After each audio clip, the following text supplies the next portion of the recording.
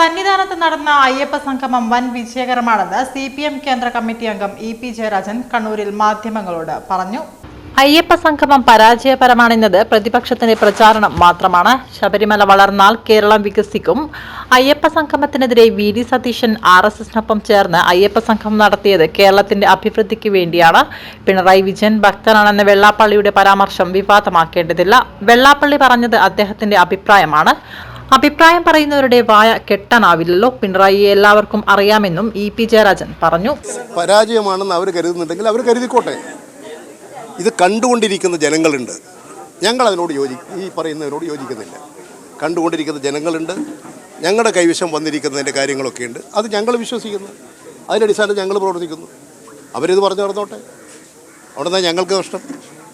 നമ്മുടെ കേരളത്തിൽ അയ്യപ്പ വിശ്വാസികൾ ലോകത്തിലെല്ലാം ഉണ്ട്.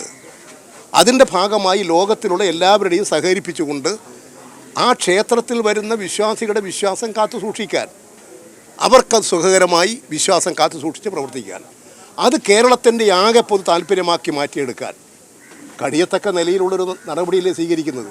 എന്തിനാ അതിനെ എതിർക്കുന്നത്? സംഗമത്തെ ആ നാട് മുഴുവൻ ഉണരുകയല്ലേ. എന്തിനാ ഉണർവിനെ കെടുത്തുന്നത്?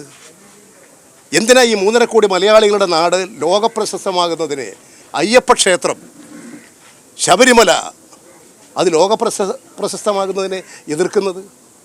ഇത് കേരളത്തിൻ്റെയും പൊതു താല്പര്യത്തെ നിഹനിക്കുന്നതാണ്. വിശ്വാസികളുടെ വിശ്വാസത്തെ പോലും നിഹനിക്കുന്നതാണ്. അതുകൊണ്ട് ഇത്തരത്തിലുള്ള നടപടികളിൽ നിന്ന് യഥാർത്ഥ തെറ്റ് തിരുത്തി പോവുകയാണ് അവരെല്ലാം വേണ്ടത്. ഞങ്ങൾക്കൊരു ദുരുദ്ദേശമില്ലല്ലോ. ഇതാണ് പ്രതിപക്ഷത്തിൻ്റെതെങ്കിൽ നിങ്ങൾ വരണ്ടേ അവിടെ? നിങ്ങൾ RSSനോടൊപ്പം ചേരുകയല്ലേ ചെയ്തത്? VD സതീശൻ RSSനോടൊപ്പം ചേർന്നില്ലേ? ഇതാണോ ചെയ്യേണ്ടിയിരുന്നത്? അദ്ദേഹത്തിൻ്റെ അഭിപ്രായം അദ്ദേഹം പറയുന്നത്, അതിൽ ഞാനെന്ത് വേണം?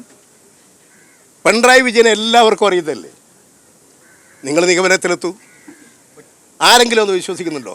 അദ്ദേഹം ഒരു അഭിപ്രായം പറയുന്നു. അത് അദ്ദേഹത്തിൻ്റെ ചിന്തക്കും അദ്ദേഹത്തിൻ്റെ ആലോചനക്കും അനുസരിച്ച് അദ്ദേഹം പറയുന്നു. അതിന് ഞാനെന്ത് വേണം?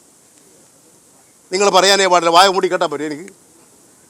നിങ്ങളതിന് പിണറായി വിജയൻ ആരാണെന്ന് അറിയുന്നവരല്ലേ കേരള സമൂഹം. അതുകൊണ്ട് ജനങ്ങൾക്കെല്ലാം അറിയാം.